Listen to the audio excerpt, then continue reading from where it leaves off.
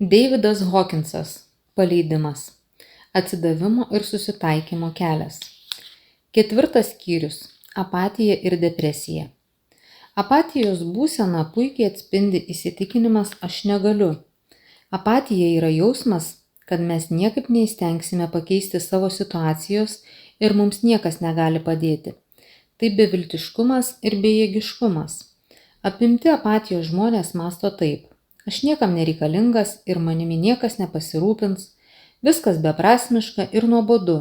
Koks tikslas? Aš nieko nepasieksiu ir taip toliau.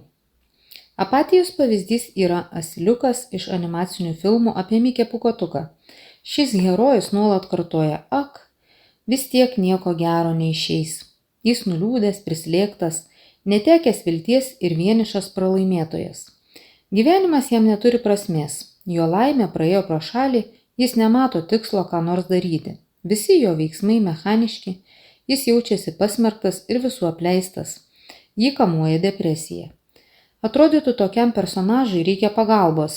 Kita vertus, jis pats įsitikinęs, kad jokios pagalbos nesulauks. Apatijos lygmenyje gyvena didelė dalis žmonių. Jie jau neturi vilties kada nors patenkinti savo pagrindinių poreikių ir nesitiki, kad jiems kas nors padės tą padaryti. Dažniausiai žmonės būna apatiški keliose gyvenimo srityse, bet kartais juos apima totali apatija ir ta būsena yra mirties pranašė. Panašių faktų randame istorijoje. Kai Antrojo pasaulinio karo pradžioje vokiečių aviacija pradėjo bombarduoti Londoną, specialios tarnybos surinko visus vaikus ir išvežė juos į saugius šalies rajonus. Vaikais rūpinosi, juos prižiūrėjo ir gerai maitino, bet jie jautėsi blogai. Juos slėgė depresija, dažnai sirgo ir mirtingumo lygis tarp jų buvo vis labai aukštas. Vaikams trūko motinų ir emocinio artumo, todėl juos apėmė apatija, kuri kartais netgi baigdavosi mirtimi. Dabar Amerikoje yra regionų, kur ekonominis gyvenimas visai sustojęs ir jų gyventojus apėmusi apatija. Kartais per televizijos naujienas matome reportažų iš tokių vietų ir žmonės reporteriams sako, jeigu mums nustotų mokėti pašalpą, mūsų lauktų badas. Mes neturime jokios vilties. Kartais mus apima apatija, kai pradedame praktikuoti paleidimą. Apatija šiuo atveju yra pasipriešinimo forma. Sakome savo, kam stengtis, tai vis tiek nepadės. Aš dar nepasiruošęs šiai technikai. Esu per daug užsiėmęs, labai noriu miego. Ir vėl užmiršau. Tokiomis akimirkomis prisiminkite, kad paleidimas leis jums gyventi džiaugsmingą bei laimingą gyvenimą ir pasipriešinimas drauge su apatija pasitrauks. Nuo apatijos iki drąsos ir dar aukščiau. Baimės lygmuo yra aukštesnis nei apatija. Šis lygmuo turi daugiau energijos ir skatina veikti. Nuo baimės galime pakilti iki troškimų, pykčio, išdidumo ir galų gale iki drąsos lygmens. Iš tikrųjų, tai yra judėjimas nuo pozicijos aš negaliu iki pozicijos aš to nenoriu daryti. Pažiūrėkime, ką tai reiškia praktiškai. Pavyzdžiui, jūs sakote, kad negalite viešai kalbėti. Aš nesugebėsiu pasakyti nė žodžio, o jei ir pasakyčiau, manęs niekas neklausys. Aš jokių būdų negaliu kalbėti žmonių auditorijai. Tai yra apatijos pozicija. Žmogus tiesiog negali atlikti tam tikro veiksmo. Bet jei jis sužinos, kad viešas kalbėjimas jam gali duoti kokios nors naudos, jis liausis tvirtinti, kad kalbėti negali. Jis tars, aš nenoriu to daryti. Aš nenoriu reiškia baimę. Žmogus bijo, kad jo nesupras ar kad iš jo pasijuoks. Bet jis žino, kad tą padaryti gali. Nuo apatijos jis pakilo iki baimės. Jei paanalizuotų savo baimę, jis tikriausiai suprastų, kad iš tikrųjų nori atlikti tai, ko bijo. Tai jau yra troškimų lygmuo, esantis viršum baimės. Žmogus jau nėra apatiškas, žino, kad jam reikia atlikti tą veiksmą ir kad jis gali tą padaryti. Tada ima skaičiuoti, ką prarado, kai bijojo viešai kalbėti praeityje. Troškimus pakeičia pyktis, o tai yra dar aukštesnis lygmuo. Pyktis padeda mobilizuoti jėgas ir imtis veiklos. Žmogus netgi pajunta pareigą tą padaryti.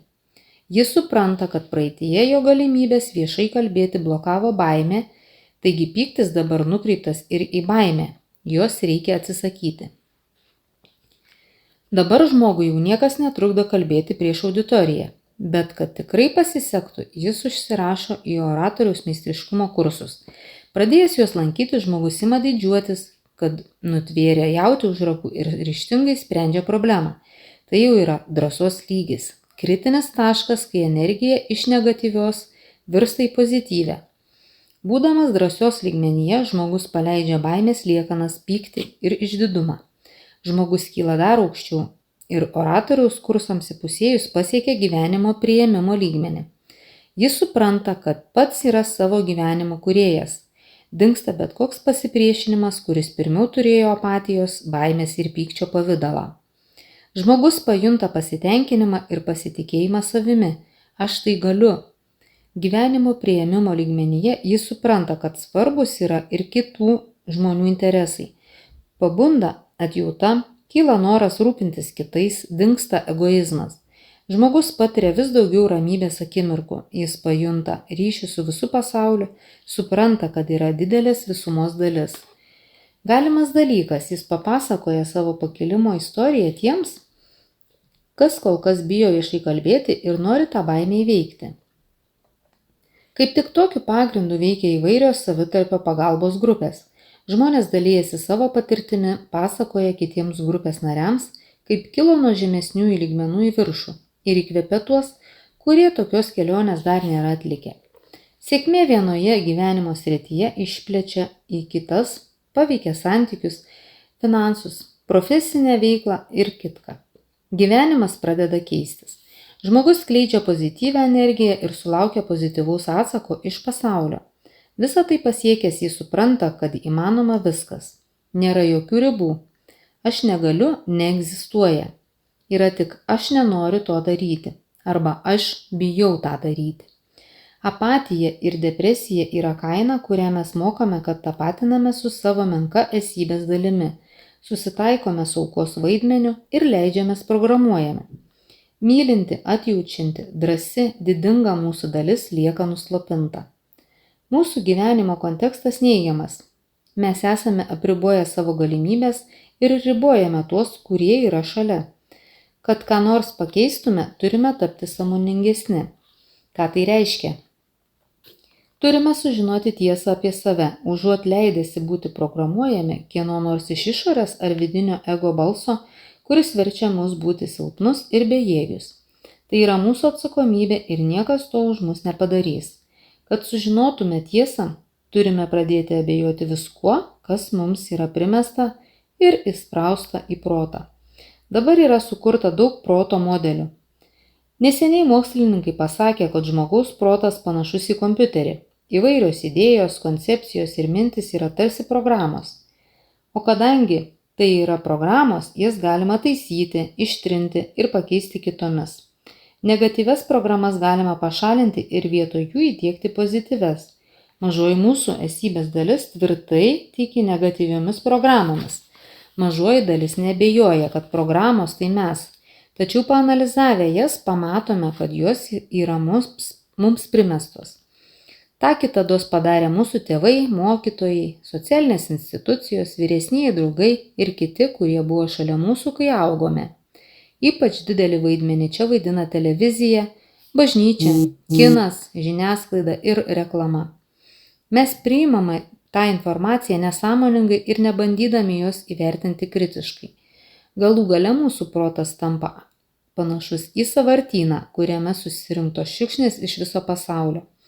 Tačiau tapę sąmoningesni, tą sąvartyną galime išvalyti. Galime patikrinti mums įdiegtų programų vertę ir pašalinti tas, kurios yra nenaudingos ar žalingos. Viena iš tokių programų yra aš negaliu. Ji susijusi su apatijos būsena. Bet kai patikriname jos tikrumą, dažniausiai paaiškėja, kad aš negaliu netiesa. Tiesa yra, aš nenoriu to daryti, ar aš bijau tą daryti. Kai tik pripažįstame šią tiesą, prasideda kelionė aukštyn, nuo apatijos iki drąsos ir dar aukščiau. Noriu priminti, kad mes visada turime pasirinkimo laisvę. Galime paleisti negatyvius jausmus ir galime jų nepaleisti. Galime kilti nuo apatijos aukštyn arba galime nekilti. Kai išanalizuojame savo aš negaliu ir pamatome, kad tai iš tikrųjų yra aš to nedarysiu, tai nereiškia, kad turime imti ir padaryti. Esame visiškai laisvi ir galime rinktis. Jeigu norime, galime įsikabinti į negatyvias būsenas ir jų nepaleisti. Nėra jokio įstatymo, kuris lieptų mums būti kitokiems nei esame. Bet kai tampame sąmoningesni, atsisakome pozicijos aš negaliu ir patys savo pripažįstame, kad galime, bet bijome. Mes jau nesame bejėgės aukos ir pradedame valdyti savo gyvenimą. Smerkimas ir kaltinimas. Viena didžiausių kliūčių trukdančių pakilti iš apatijos ir depresijos būsenos yra smerkimas. Tai plati tema ir ją tikrai verta išnagrinėti. Pirmiausia pasakysiu, kad smerkdami ar kaltindami mes gauname didelį psichologinį atlygį. Pavyzdžiui, galime visą kaltę už savo nesėkmę suversti aplinkai. Tada užimame aukos poziciją ir sulaukiame žmonių gailesčio bei užuojautos. Smerkdami kitus patys jaučiamės niekiek nekalti. Smerkti kitus mūsų visuomenėje labai populiaru. Pažiūrėkite į žiniasklaidą. Kiek ten kaltinimų, kiek smerkimo, kiek pasiteisinimų ir purvo. Matome dvi pusės. Viena visiškai nekalta, kita atsakinga už viską, kas yra blogai. Viena pusė yra auka, kita kalta už aukos kančias. Auka visada sulaukia dėmesio ir palaikymo. Kartais aukos netgi gauna finansinį atlygį. Prieš kelerius metus Niujorke įvyko miesto autobuso avarija. Avarija buvo nedidelė ir rimtai niekas nenukentėjo, bet keleiviai vis vien įgijo teisę į tam tikrą finansinę kompensaciją. Keleiviai išlipo pro priekinės duris ir atvykęs policijos pareigūnas ėmė juos registruoti. Bet greitai paaiškėjo, kad nukentėjusiųjų yra kur kas daugiau, nei autobuse telpa keleivių. Pasirodo, kad kai kurie praeiviai pamatė, kas vyksta, įlipo į autobusą pro užpakalinės duris, išlipo pro priekinės ir apsimetė keleiviais. Neva jie irgi aukos, kurios turi teisę gauti kompensaciją. Kai nukreipiame kaltę nuo savęs ir perkeliame ją į išorę, iš karto save apribojame ir atimame iš savęs galimybę augti. Kai atsikratome kaltės jausmo, bet už tai sumokame didžiulę kainą. Susitaikome su aukos vaidmeniu, pripažįstame, kad esame bejėgiai ir pažeidžiami. Tai pagrindiniai apatijos ir depresijos komponentai. Pirmiausia, turime suprasti, kad kaltinimai ir smerkimai tai mūsų pačių pasirinkimas. Yra žmonių, kurie tokiose situacijose pasiima atsakomybę ir atleidžia ir nieko nekaltina. Toks pavyzdys yra Viktoras Franklis. Nors iš tikro turėjo labai svarių priežasčių apkaltinti aplinką, jis prisiėmė atsakomybę už savo likimą. Situacija koncentracijos stovykloje buvo visiškai tragiška, tačiau jis rado joje paslėptą dovaną ir jie pasinaudojo. Toks buvo Franklio pasirinkimas. Taip renkasi ir kiti žmonės, vadinasi, galime ir mes atsisakyti kaltinimų. Jei būsime sąžiningi, teks pripažinti, kad iš tikrųjų turime pasirinkimą, kokį padarė Franklis. Kad ir kokios būtų aplinkybės, kad ir ką mums padarytų kiti žmonės, galime sąmoningai prisimti atsakomybę ir nieko neapkaltinti.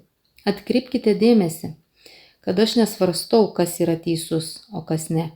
Kalbu tik apie tai, kad galime nieko neapkaltinti netgi tada, kai tam turime realų pagrindą. Kaip galime neapkaltinti kitų žmonių, taip galime neapkaltinti ir savęs. Kaltinti išmokstame vaikystėje. Tada kaltinti kitus mums atrodo patrauklu. Kaltinti mokomės mokykloje, žaidimų aikštelėse, bendraudami su broliukais ir sesutėmis. Laikui bėgant šis įprotis stiprėja ir kaltinti žmonės mes pradedame per įvairias valdžios institucijas, pirmiausia per teismus. Kaltiname tada, kai ginčą lengvai galima išspręsti paprastų žmogiškų pokalbių. Tačiau mūsų prote veikia programa, kuri verčia mus visada ieškoti kaltų ir neprisiimti atsakomybės už savo gyvenimą. Programa veikia per mažąją mūsų esybės dalį, kuri jaučiasi per silpna savarankiškai gyventi pasaulyje ir konstruktyviai spręsti kasdienės problemas. Arba dėl visko, kas negerai, mes kaltiname save. Mažasis aš kaltinimus nukreipia į save, bet tai išorės problemų mums spręsti nepadeda. Netgi dar blogiau. Jaučiamės esą neverti visos gerovės, kurią siūlo pasaulis, todėl net nebandome jos siekti. Tai labai būdingas apatiško žmogaus bruožas. Jam patinka jaustis silpnam ir sugniuždytam. Jis net nenori pagalvoti, kad gyvenimas gali būti kitoks. Kai kaltiname, mums pavyksta paslėpti savo neigiamus bruožus. Prisiminkime epizodą su draugo gimimo diena. Esate pakviesti į vakarėlį ir jums reikia nupirkti dovaną. Tačiau esate šiek tiek šykštus ir jums gaila pinigų. Bet žinote, kad šykštumas yra socialiai smerktina savybė ir jums reikia kaip nors ją pateisinti. Tada prisimenate, kad su draugu neseniai buvote susipykę ir iš karto tarėte savo, jog kaltas yra draugas. Jis negerai su jumis pasielgė ir jūs dabar dovanos jam nepirksite. Jei paleistumėte iš savęs šykštumą, liautumėtės kaltinti į draugą ir su džiaugsmu nupirktumėte jam dovaną. Kaip kiekvienas dalykas visatoje turi savo priešybę, taip ją turi ir polinkis kaltinti bei smerkti. Ta savybė atlaidumas. Net jei kas nors jums iš tikro padarė ką nors blogą, atleiskite jam. Atleiskite savo, kad bandėte žmogų apkaltinti ir situacija iš karto pasikeis. Kai norite pakilti iš apatijos būsenos, pirmiausia paleiskite kaltinimus ir prisimkite atsakomybę už save. Gerų pavyzdžių, kaip žmonės imdavo kilti į viršų, būta didžiosios depresijos metais, kai visoje šalyje viešpatavo baisus nedarbas. Daugybė žmonių net nebandė ieškoti darbo, nes buvo įsitikinę, kad jo neras. Jie kaltino krizę, kaltino valdžią, kaltino save. Bet buvo nemažai tokių, kurie netekę vieno darbo, iš karto rasdavo kitą. Rasti darbą jiems nebūdavo problema, jie nedirbdavo kelis darbus iš karto. Skaičiau istoriją, kaip žmogus dirbo viešbučio restorane indų plovėjų ir padavėjų. Drauge jis buvo viešbučio kurjeris ir dar rasdavo laiko dirbti šiltnamio prižiūrėtoju. Jis vadovavosi nuostata: nedarbas man niekada negrės. Kai žmonės atsisako kaltinti aplinką ir prisiima atsakomybę už save, jie gali net išlikti sveiki per epidemijas. Kai kyla gripo epidemija, paprastai mes susitaikome su mintimi, kad faktiškai nieko padaryti negalima. Jei nenorime susirgti, turime sėdėti namie, bet ir tokia savanoriška izoliacija nieko negarantuoja. Iš esmės apkaltiname aplinką ir nusimetame nuo savęs bet kokią atsakomybę už savo sveikatą. Vis dėlto per epidemiją suserga ne visi. Tie, kurie laikosi nuostatos "aš nesusirgsiu", dažniausiai lieka sveiki. Taigi net per didžiausias ekonominės krizes atsiranda naujų milijonierių, net per baises epidemijas dalis žmonių neišsigąsta ligos ir nesuserga. Jie nekaltina aplinkos ir vadovaujasi pozityviomis nuostatomis. Rinkitės pozityvias nuostatas. Mūsų tikrojo aš galimybės neribotos. Tikrasis aš sugeba rasti darbą per ekonominę krizę ir išsaugo mums sveikatą per epidemijas. Tikrasis aš sugeba užmegzti vaisingus santykius ir spręsti finansinės problemas. Tikrasis aš išveda mus iš apatijos ir depresijos būsenos. Kai liaujamės gyventi pagal senas programas, kurios veikia per mūsų mažąjį aš, susigrąžiname savo galią. Iki tol buvome atidavę ją kitiems žmonėms, bet dabar ji vėl mūsų. Imame pasitikėti savimi ir tampame savo gyvenimo kūrėjais. Ateitį piešime šviesiomis spalvomis, nes mūsų jau nevaldo baimė. Mes esame vienintelės gyvos būtybės žemėje, kurios gali rinktis. Nėra tokios jėgos, kuri priverstų mus kabintis į negatyvias nuostatas. Jeigu tik sąmoningai nusprendžiame, kad toliau gyvenime vadovausimės pozityviomis nuostatomis, taip ir bus. Kad patirtumėte, kuo skiriasi negatyvios ir pozityvios nuostatos, padarykite nedidelį eksperimentą. Tarkime, yra žmogus, kurio jūs nemėgstate. Jūsų nuostatos jo atžvilgiu negatyvios. Kad ir ką tas žmogus padarytų ar pasakytų, jums nepatinka. Pasvarstykite, kokią naudą jums duoda tokia pozicija. Gal smerkdami tą žmogų geresnį jaučiatės patys? Gal tai bandote užmaskuoti savo baimę? Gal tą darote skatinami puikybės? Gal pavydite? Gal tas žmogus yra jūsų konkurentas? Gal norėtumėte pagerinti su juo santykius, bet jaučiate tam vidinį pasipriešinimą? Paleiskite iš savęs tas kliūtis, paleiskite pasipriešinimą, kurį jaučiate, kai pagalvojate apie geresnius santykius su tuo žmogumi. Tada vėl apie jį pagalvokite. Prisiminkite jo poelgius, kuriuos anksčiau smerkėte. Kokie jie atrodo dabar? Ar vis dar jums nepatinka? Esu tikras, kad dabar jūsų požiūris bus kitoks. Žmonės, kurie yra šalia mūsų.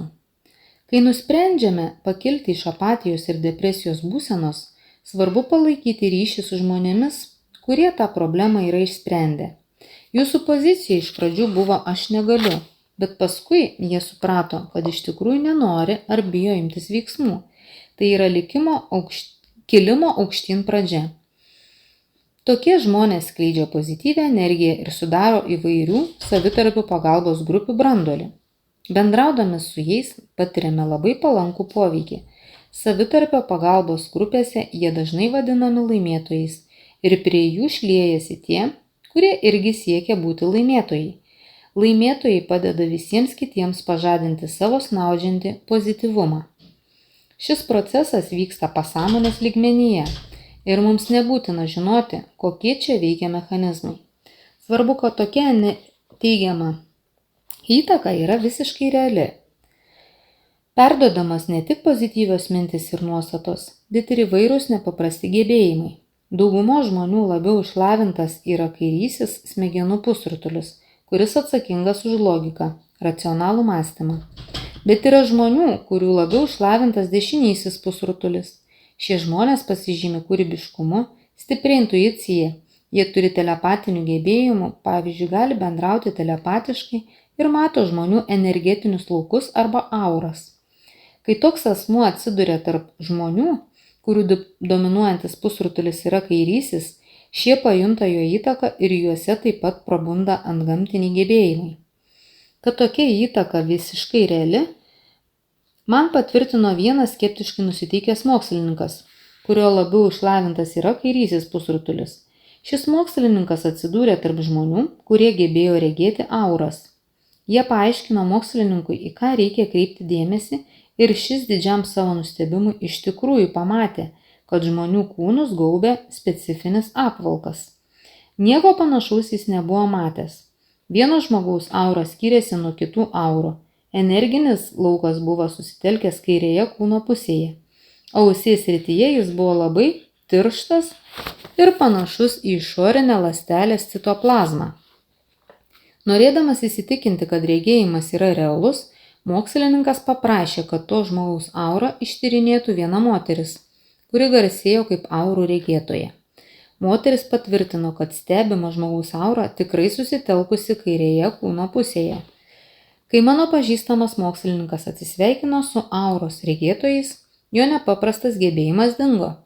Bet kai vėliau dar kartą atsidūrė tarp tų žmonių, jis vėl išvydo auras. Ir tai būdavo kiekvieną kartą, kai susitikdavo su auros regėtojais. Kartą jis lankėsi kabinete vienos psichologės, kuri pagal aurų spalvas mokėjo diagnozuoti ligas. Stebėdamas pacientus, mokslininkas taip pat išvydo žaižaruojančias auros spalvas. Matė, kaip auros spalvos keičiasi pagal stebimą žmogaus emocinę būseną. Tačiau patiriame ne tik teigiamą, bet ir neigiamą kitų žmonių įtaką. Pažinojau vieną moterį, kuri po skyrybų su savo vyru paniro į depresiją. Ją ėmė kamuoti stiprus galvos skausmai ir skrandžio opa. Ieškodama išeities, ji užsirašė į savitarpio pagalbos grupę, kuriai sudarė vien išsiskyrusios moterys. Jų visų gyvenimo istorijos buvo labai panašios. Jos visos nekentė vyrų. Visos buvo piktos ir įskaudintos. Jautėsi vienišos ir apleistos. Bendraudamos grupėje jos stiprino viena kitos neigiamas nuotaikas, puldavo į emocinius kraštutinumus ir veltui bandė atgauti prarastą savivertę. Mano pažįstama moteris, nesulaukusi jokio palengvėjimo, kreipėsi į mane. Ji paklausė, gal jai vertėtų kreiptis į psichoterapeutą, kad šis skirtų jai individualias konsultacijas. Patariau jai pirmiau susirasti kitą savitarpio pagalbos grupę, kurios narės būtų išsiskyrusios, bet sėkmingai užmezgusios naujus santykius. Patariu jai lankyti naują grupę 3 mėnesius, o tada, jei nepadės, ji galėsianti ieškoti individualios pagalbos. Pridūriau, kad neigiamai nusistačiusi grupė, kurios veikloje ji dalyvavo, daro labai blogą įtaką. Iš pradžių ji paprieštaravo, kad jokio neigiamo poveikio nejaučia, bet pasvarsčiusi pripažino 2 faktus. Pirma, bendraudama su pozityviai nusiteikusiais žmonėmis, ji taupo energiją. Antra, visatoje galioja dėsnis, kad panašus traukia panašų, o tai reiškia, kad pyktis pritraukia daugiau pykčio. Meilė pritraukia daugiau meilės. Tada ji paklausė savęs, kur ją nuvedė pyktis. Ar pyktis davė kokį nors pozityvų rezultatą. Ji nutraukė ryšius su ta grupe ir nusprendė ateityje palaikyti santykius su šviesiais ir pozityviai mąstančiais žmonėmis. Prisijungusi prie tokios grupės, ji suvokė, kiek daug savyje turėjo negatyvumo ir kokią didžiulę kainą už tai mokėjo. Greitai jos gyvenimas pradėjo keistis. Ji ėmė daugiau šypsotis, tapo laimingesnė, praėjo galvos skausmai, jos savijauta apskritai pagerėjo. Galiausiai ji sutiko savo skirtą vyrą ir jos širdis prisipildė meilės. Kartą ji pajuokavo, kad meilė yra geriausias vaistas nuo migrenos ir skrandžio opos. Atsidūrę tarp pozityviai mąstančių žmonių, greičiau pakylame iš apatijos būsenos. Pozityviai mąstantys žmonės padeda mums suprasti, kad pasaulis nėra bloga vieta ir kad mes patys nesame bejėgiai. Šie žmonės skatina patikėti, kad galime rasti meilę ir kad laimė yra pasiekiamas dalykas. Jų padedami mes paleidžiame iš savęs negatyvumą ir randame atsakymus į visus svarbius klausimus.